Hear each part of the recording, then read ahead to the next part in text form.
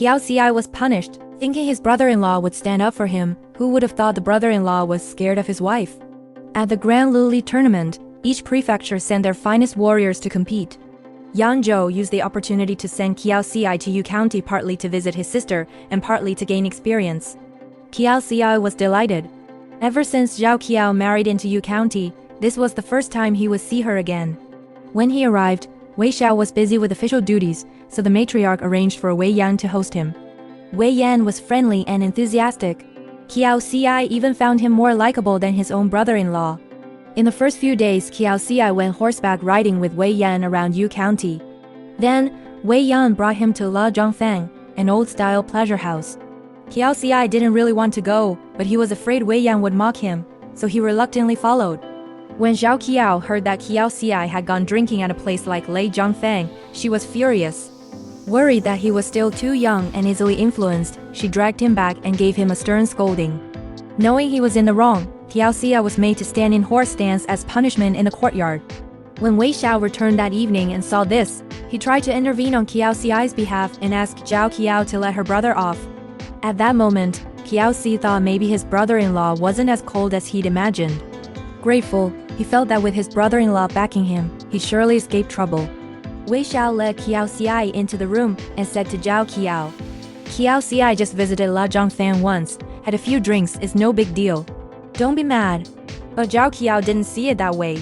Qiao Ci was still a minor, easily influenced. A place like La Zhangfang was full of temptation. She feared he'd pick up bad habits that would harm his character.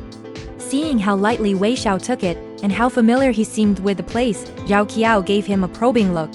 "So looks like you're quite the regular at La Zhangfang, aren't you?" Caught off guard, Wei Xiao quickly defended himself. "How could I go to such a place? I've never been." Then, suddenly remembering he had been there and realizing Zhao Qiao probably knew, he quickly corrected. "Oh, I only went there twice with my cousin." Then, thinking something felt off, he changed it again. "Once." Zhao Qiao narrowed her eyes. "So was it once or twice?" Backed into a corner by Zhao Qiao's questioning, Wei Xiao panicked and tried to shift the blame to Qiao Ci. "Kneel!" He tried to throw the hot potato back to Qiao Ci, but only ended up hurting himself. Wanting to help Qiao Ci, he instead made things worse. In the end, he had no choice but to let Qiao Ci bear his own punishment, and dared not say another word in his defense. Qiao Ci thought he had been saved, only to find that even his brother-in-law couldn't save himself. Still, it was clear that his sister was truly cherished by her husband. Even being punished felt oddly satisfying. The next day marked the start of the Luli tournament. Before the matches, Wei Xiao pulled Qiao Ci aside. "Today's opponents are all top-tier fighters. Just do your best." Encouraged, Qiao Ci responded firmly, "Don't worry. Since I've come to compete, I'll give it everything I've got. I won't underestimate anyone."